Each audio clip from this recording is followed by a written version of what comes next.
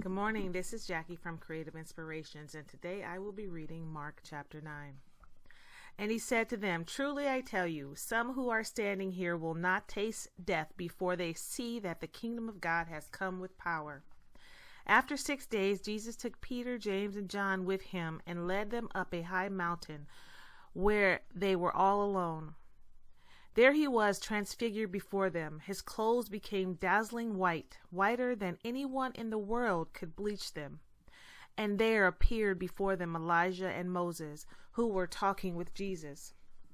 Peter said to Jesus, "Rabbi, it is good for us to be here. Let us put up 3 shelters, one for you, one for Moses, and one for Elijah." He did not know what to say. They were so frightened. Then a cloud appeared and covered them, and a voice came from the cloud. "This is my son whom I love. Listen to him." Suddenly, when they looked around, they no longer saw anyone with them except Jesus. As they were coming down the mountain, Jesus gave them orders not to tell anyone what they had seen until the Son of Man had risen from the dead. They kept the matter to themselves, discussing what rising from the dead meant. And they asked him, "Why do the teacher of the law say that Elijah must come first?" Jesus replied, "To be sure, Elijah does come first and restores all things. Why then is it written that the Son of Man must suffer much and be rejected? But I tell you, Elijah has come, and they have done to him everything they wished, just as it is written about him." When they came to the other disciples, they saw a large crowd around them and the teachers of the law arguing with them. As soon as all the people saw Jesus, they were overwhelmed with wonder and ran to greet him. "What are you arguing with them about?" he asked.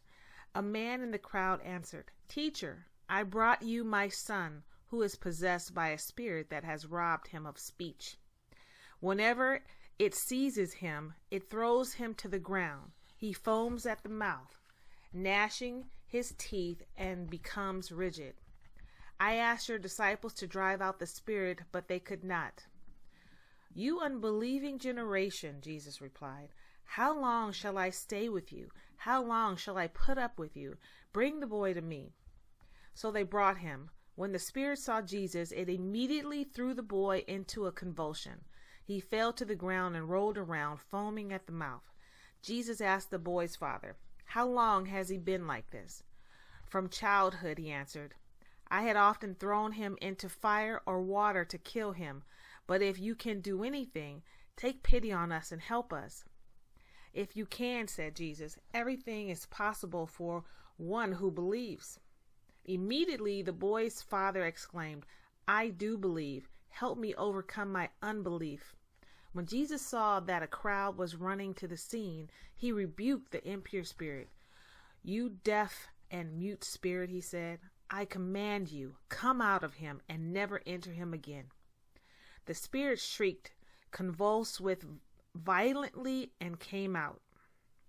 The boy looked so much like a corpse that many said, "He's dead." But Jesus took him by the hand and lifted him to his feet, and he stood up.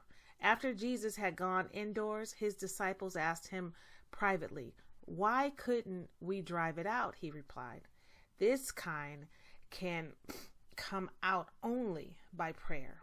They left that place and passed through Galilee. Jesus did not want anyone to know where they were, because he was teaching his disciples.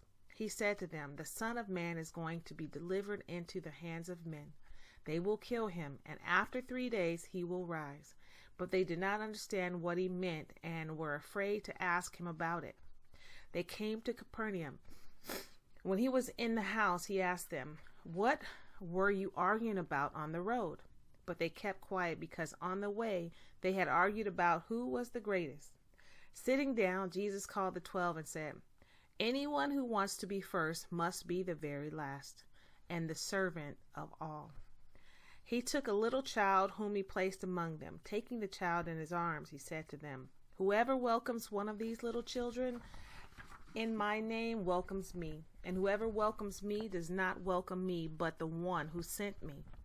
"Teacher," said John, We saw someone driving out demons in your name, and we told him to stop because he was not one of us." "Do not stop him," Jesus said, "for no one who does a miracle in my name can in the next moment say anything bad about me. For whoever is not against us is for us. Truly I tell you, anyone who gives you a cup of water in my name because you belong to the Messiah will certainly not lose their reward. If anyone causes one of these little ones, those who believe in me, to stumble, it would be better for them if a large millstone were hung around their neck and they were thrown into the sea. If your hand causes you to stumble, cut it off. It is better for you to enter life maimed than with 2 hands to go into hell, where the fire never goes out. And if your foot causes you to stumble, cut it off. It is better for you to enter life crippled than to have 2 feet and be thrown into hell. And if your eye causes you to stumble, pluck it out. It is better for you to enter the kingdom of God with 1 eye than to have 2 eyes and be thrown into hell, where the worms that eat them do not die and the fire is not quenched. Everyone will be salted with fire. Salt is good, but if it loses its saltiness, how can you make it salty again? Have salt among yourselves and be at peace with each other." Thanks, guys, for hanging in there with me. That is the end of chapter 9. You be blessed.